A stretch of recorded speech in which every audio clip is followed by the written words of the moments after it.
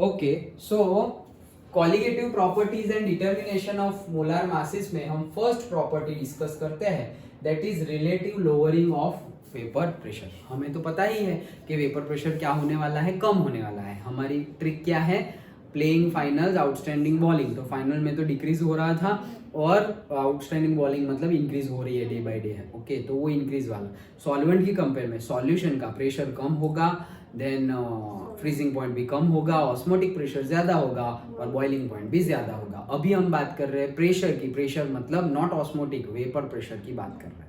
Okay, सो vapour pressure solution का कम होगा वो तो हमें पता ही है। ओके, तो उसी में डिस्कस करते हैं डिटेल्ड में आगे। Raoult established that the lowering of vapor pressure depends only on the concentration of the solute particles and it is independent of their identity। ये तो हमने देख लिया था कि भाई सॉल्यूट की जो मोल फ्रैक्शन है उसके ऊपर डिपेंड करता है, क्योंकि सॉल्वेंट का तो भाई अच्छा ही है, सब कुछ हाईएस्ट ही मोल फ्रैक्शन मिलेगा और प्रेशर भी हाईएस्ट होगा, लेकिन सॉल्वेंट कितना डाल रहे हो उसके ऊपर से हम प्रेशर डिफाइंड करेंगे। सो ये तो हमें पता ही है, हमने देखा ही है। Now the equation gives the section establish the relationship between vapour pressure. मतलब क्या, जो हमें पता है वही, लेकिन थोड़ा अलग तरीके से करना है। पता है वही करना है। देखो, सबसे पहले हमें पता था कि P is proportional to X, right.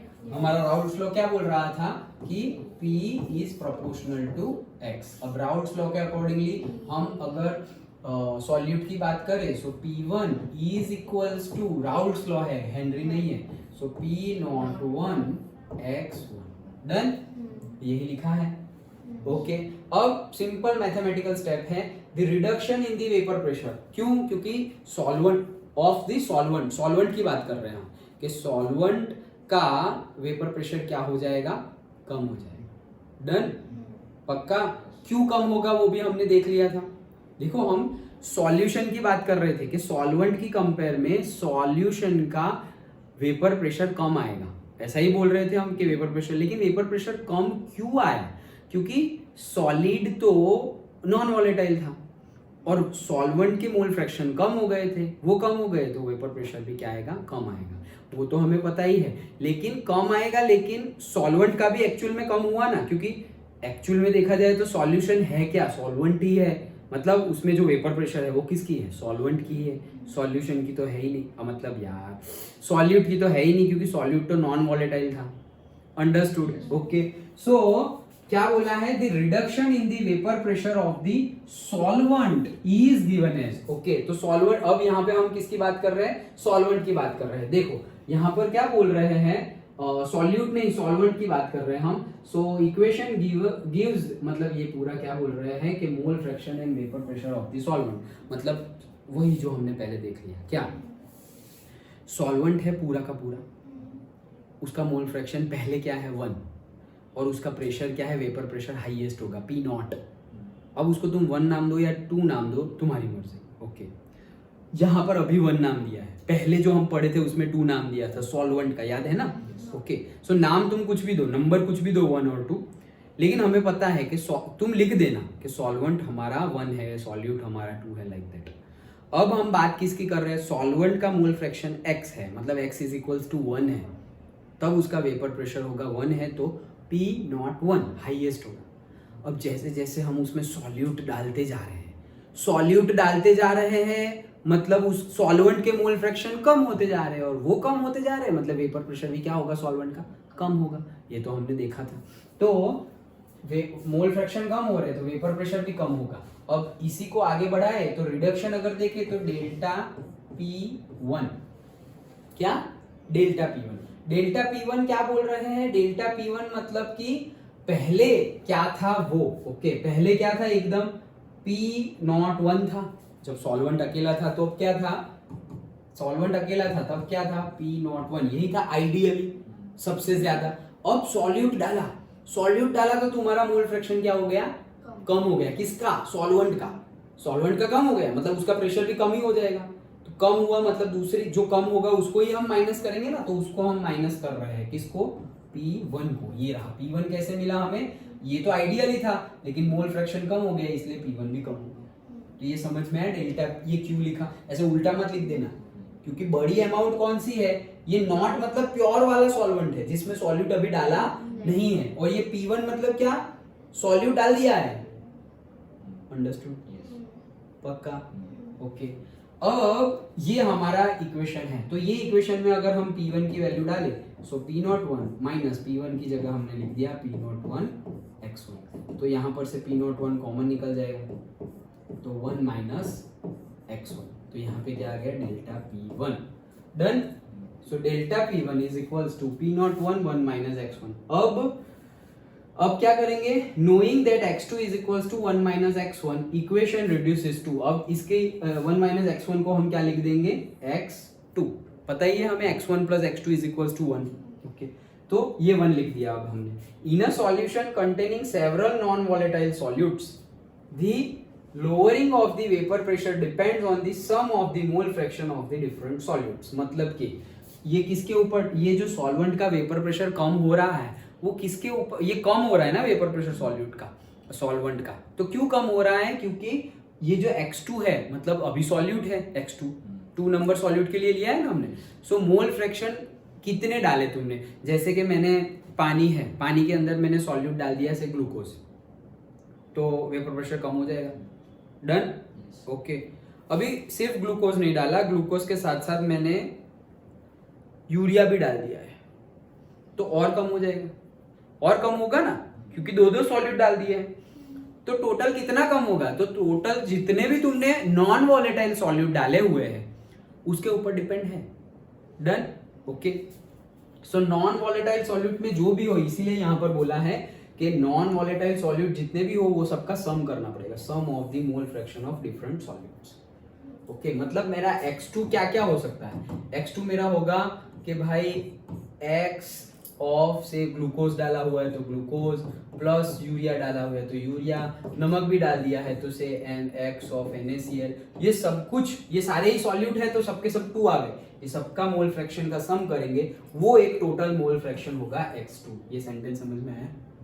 अगर ज्यादा डाला हुआ है तो, ज्यादा नहीं डाला भाई, मैंने तो सिर्फ ग्लूकोज ही डाला है, यूरिया नहीं डाला, NaCl नहीं डाला, कोई बात नहीं, तो फिर ग्लूकोज डाला है तो ग्लूकोज ही है x2। अब तक तो हम सिर्फ एक ही सॉल्यूट ले रहे थे, लेकिन अगर मल्टीपल हो तो क्या करना है वो बता रहे हैं हम, तो अभी बाइनरी की ही बात करने वाले हैं, हमारे सिलेबस में बाइनरी ही है। लेकिन अगर पूछा जाए, पूछ ले, क्योंकि बोला है ना कि अगर एक से ज्यादा सॉल्यूट है तो कुछ नहीं, उसका सम कर दो मोल फ्रैक्शन के लिए। डन। सॉल्यूट के मोल फ्रैक्शन के लिए उनका सम कर दो। नाउ अब इक्वेशन क्या हो गया है, तो देखो delta P1 by P01 is equals to, ये कहां से आया अभी दिखाता हूं, देखो ये क्या है, डेल्टा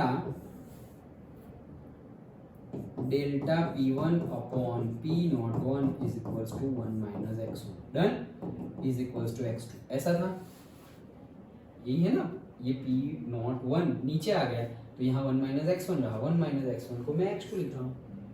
अंडरस्टूड? सिंपल है। अब मैं क्या कर रहा हूँ कि ये तो x2 है ही, डेल्टा P1 क्या था मेरा, डेल्टा P1 था ये रहा, क्या कि P1 नॉट आइडियल माइनस मतलब प्योर और वो जो नॉर्मल सॉल्वेंट है वो। ओके, डेल्टा P1 नीचे क्या है, नीचे है मेरा P01 इज इक्वल्स टू क्या है, इज इक्वल्स टू x2। समझ में आया पूरा? पक्का? कोई डाउट नहीं? ओके, ड्रॉप कर दूं ना, ये सेम ही है। नाउ देखो, the expression on the left hand side of the equation as mentioned earlier is relative lowering of vapor pressure and is equals to the mole fraction of the solute। मतलब ये जो equation है वो क्या है, देखो delta P01 ऐसा था, तो मतलब हमारा इक्वेशन क्या आया था, P01 माइनस P1 अपॉन किसकी कंपेयर में, P01 की कंपेयर में। हम कंपेयर करेंगे कि मेरा जो डिफरेंस आया है वो डिफरेंस कितना है, लेकिन कंपेयर टू दी, क्योंकि हम कितने परसेंटेज कम हुआ तो पहले कितना था वो पता होना चाहिए, पहले मतलब कौन सा, P01। डन। तो ये मेरा आया है क्या, ये तो हमारा भी आया था, राइट, तो P01 minus P1 upon P01 is equals to क्या था, x2। डन। अब is equals to x2, x2 क्या है हमारा, x2 mole fraction, mole fraction of what, mole fraction of solid. तो मोल फ्रैक्शन हम कैसे फाइंड करते थे, मोल फ्रैक्शन हम फाइंड करते थे moles of that particular component upon total moles, वैसे ही फाइंड करते थे। तो अगर मुझे मोल फ्रैक्शन ऑफ x2 फाइंड करना है, so moles of that x2 upon moles of solvent also and moles of, मतलब दोनों कंपोनेंट। सिंपल है, ये तो पता ही था, हम सिर्फ याद करवाया। क्या मोल फ्रैक्शन मतलब क्या? मोल फ्रैक्शन मतलब नंबर, ये तो हमने पढ़ लिया ना स्टार्टिंग में ही, हमें हमारी सॉल्यूशन में कितना कॉन्सेंट्रेशन दिखाता है सॉल्यूट का। ओके, सो मोल फ्रैक्शन, मोलर सब कुछ देख लिया। सो ये क्या है हमारा मोल फ्रैक्शन? मोल फ्रैक्शन मतलब कि particular number of moles of solute, solute बोले या सॉल्वेंट, अगर सॉल्वेंट का मोल फ्रैक्शन बोले तो ऊपर number of moles of solvent divided by total number of moles. Solute का मोल फ्रैक्शन बोले तो number of moles of solute upon total moles. Total moles मतलब सॉल्वेंट के भी number of moles and solute के भी नंबर, वही है। सो यही डेफिनेशन है हमारे पास, उसकी वैल्यू यहाँ रख दी तो ये आ गया। सिंपल है। Okay, now here N1 and N2 are the number of moles of the solvent and solute respectively present in the solution. For dilute solution, जब dilute solution होगा, हमें पता ही है dilute solution मतलब क्या, solvent ज्यादा और solute कम। dilute का मीनिंग यही होता है, dilute और concentrated। concentrated मतलब जैसे कि dilute HCl and concentrated HCl, तो dilute HCl मतलब क्या, पानी ज्यादा है और HCl कम है, और concentrated HCl मतलब HCl ज्यादा है और पानी थोड़ा बहुत ही नाला। डन। तो अगर सॉल्यूट कम होगा, सॉल्यूट कम कब होगा? डाइल्यूट में। So for dilute solution solute is very very less than solvent. Number of moles की बात करें। डन। अगर यहां जहां पर हमारा प्लस है तो हमें प्लस करना है, अभी प्लस करना है मतलब क्या, number of moles of solvent and number of moles of solute. लेकिन अगर मैं बोलूं कि मेरा बहुत बहुत डाइल्यूट सॉल्यूशन है, डाइल्यूट सॉल्यूशन होगा तो number of moles of solute तो बहुत कम होंगे compare to the solvent. Simple है। क्यों? क्योंकि डाइल्यूट है ना भाई, डाइल्यूट मतलब सॉल्वेंट ज्यादा और ये तो पता ही है ना। डाइल्यूट मतलब क्या, सॉल्वेंट ज्यादा सॉल्यूट कम, और कॉन्सेंट्रेटेड मतलब सॉल्यूट ज्यादा और सॉल्वेंट कम। डन। तो वैसा ही। ओके, तो यहाँ पर डाइल्यूट में क्या है, सॉल्वेंट ज्यादा। सॉल्वेंट कौन लिया है हमने, नंबर 1, तो N1 ज्यादा कंपेयर टू दी N2, और डाइल्यूट मतलब बहुत ज्यादा है। तो जब बहुत ज्यादा हो मतलब कि ऐसा समझो कि सॉल्वेंट है 1000 और सॉल्यूट है 1, तो टोटल कितना आएगा, 1001। सॉल्यूट है 1 और सॉल्यूशन है 1000, सॉरी सॉल्वेंट है 1000, तो दोनों का टोटल करेंगे तो क्या आएगा, 1001। तो मैं 1001 ना लिखकर मैं सिर्फ 1000 लिखूंगा तो भी चलेगा ना, क्योंकि वो तो एक है, एक को मारो गोली मतलब। ओके। सो हुआ क्या कि यहां पर मैं किसको इग्नोर कर सकता हूं, सॉल्यूट को, तो इसको मैं इग्नोर कर देता हूं, तो यहां पे बन गया मेरा N2/N1। डन। ये अभी बंद हो जाएगा, N2/N1 हो जाएगा। अंडरस्टूड? ये N2/N1 हो गया। अब जो ये है वो तो है ही। अब N2 मतलब क्या, moles, moles of solute. N1 मतलब क्या, मोल्स, मोल्स ऑफ क्या, सॉल्वेंट। तो मोल्स मतलब क्या, मोल्स मतलब हमने बोला था ना, गिवन मास अपॉन मॉलिक्यूलर मास। n मतलब क्या, n मतलब नंबर ऑफ मोल्स। तो इट इज व्हाट, वो साइन तुम कुछ भी दो, जैसे कि भाई W/m, ओके, और m/w, सॉरी ये सब क्लीन कर देता हूँ। हाँ, सो नंबर ऑफ मोल्स हम क्या लेते थे, suppose given mass upon molecular मास, ऐसे। ओके, स्मॉल m को गिवन मास और w मतलब मॉलिक्यूलर मास।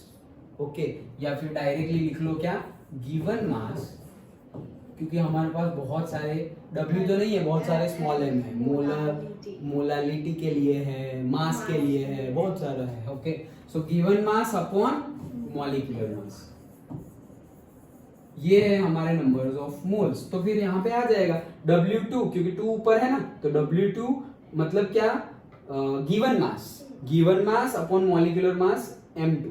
ओके, उन्होंने लिखा ही होगा, देखो W1 and W2 are the masses and M1 and M2 are the molar masses और मॉलिक्यूलर मासेस, मोलर और मॉलिक्यूलर। सिंपल है। तो जो नीचे होगा उसका ऊपर आ जाएगा। तो ये रहा फॉर्मूला, रटने की जरूरत है ही नहीं, N2/N1 आ गया है हमारा। Done. Okay so here W1 and W2 are the masses, ये सब बताइए है. From this equation knowing all other quantities the molar masses of the M2 can be calculated. मतलब बोला था ना कि colligative properties and finding of the molar mass और मॉलिक्यूलर मास. तो अभी मुझे अगर सॉल्यूट का मॉलिक्यूलर मास फाइंड करना है कि भाई मेरा कौन सा सॉल्यूट है, उसका मॉलिक्यूलर मास क्या है, गिवन नहीं है, फाइंड करना है, तो पता चल जाएगा. ओके समझ में आया कि भाई 132 आया, 132 मतलब अरे भाई शुगर डाला हुआ है. ओके तो वैसे मॉलिक्यूलर मास तुम्हें पता चल जाएगा. अंडरस्टूड, समझ में आ गया. सो डेल्टा P1 मतलब वो याद रख लेना क्या है, सबसे ज्यादा में से कम माइनस करते हैं, ज्यादा होता है नॉट वाला. सो P01 माइनस P1, उसकी कंपैरिजन ज्यादा के साथ ही स्टार्टिंग वाले के साथ करेंगे तो P01. So P01 minus P1 upon P01 is equals to N2 by N1. number of moles of solute ऊपर और solvent नीचे. डन. और पर्टिकुलरली हम ये किसके लिए बोल सकते हैं, डाइल्यूट के लिए, क्योंकि हमने उसमें इग्नोर किया है ना N1 plus N2 में. अंडरस्टूड. और कॉन्सेंट्रेटेड हो तो अलग हो जाएगा. सपोज मान लो कि कॉन्सेंट्रेटेड है तो क्या होगा, number of moles of solute ज्यादा होगा. ओके तो तुम सॉल्वेंट को इग्नोर मार दो, तो सॉल्वेंट को इग्नोर मार दिया, N2 by N1 1 आ गया. समझ में आया, मतलब N2 by N2 हो जाएगा. वो N1 को इग्नोर करके N2 लिखोगे यहाँ पर तो N2 तो कट हो जाएगा, मतलब 1. मतलब डेल्टा P कितना आएगा, किसके कंपैरिजन में आएगा, P1 जितना आएगा. और ये P1 P01 और P01 यहाँ पर भी है, मतलब ये 1 आ गया तो 1 इंटू यहाँ पर जाएगा. मतलब वो डिपेंड करेगा सिर्फ और सिर्फ किसके ऊपर, जो हमारा सॉल्वेंट का, प्योर सॉल्वेंट का जो वेपर प्रेशर है उसके ऊपर डिपेंड करेगा. लेकिन वो हमारे सिलेबस में नहीं है, लेकिन ऐसे डिपेंड करेगा, बता रहा हूँ, तुम इक्वेशन से भी देख सकते हो. अंडरस्टूड. तो ये प्रेशर वाला समझ में आया. कहाँ से स्टार्ट किया, राउल्ट लॉ से, कि भाई P is proportional to X, therefore P1 is proportional to X1, therefore P1 is equals to P01 into X1. अब चेंज लेना है तो हम बोलेंगे P01 minus P1 is equals to, ये तो चेंज लिया ना, तो is equals to क्या आएगा, P01 minus P1. अब ये P1 की जगह हमारा जो वैल्यू है वो डाल देंगे, कौन सी, P01 into X1. ओके अब P01 कॉमन ले लो, तो P01 कॉमन लिया, वो नीचे चला गया, तो ऊपर आ गया P01 minus P1 upon P01 is equals to 1 minus X1, और वो 1 minus X1 is equals to X2. X2 की वैल्यू पुट करो, X2 क्या है, number of mole fraction of solute. तो मोल फ्रैक्शन के लिए लिखो कि भाई मोल फ्रैक्शन ऑफ मतलब N2 by N1 plus N2, X2 is equals to. अब उसमें N2 को हमने इग्नोर किया क्योंकि कम होगा डाइल्यूट के लिए, N2 by N1 आ गया. अंडरस्टूड, समझ आया पक्का. ओके सुमी, कोई डाउट.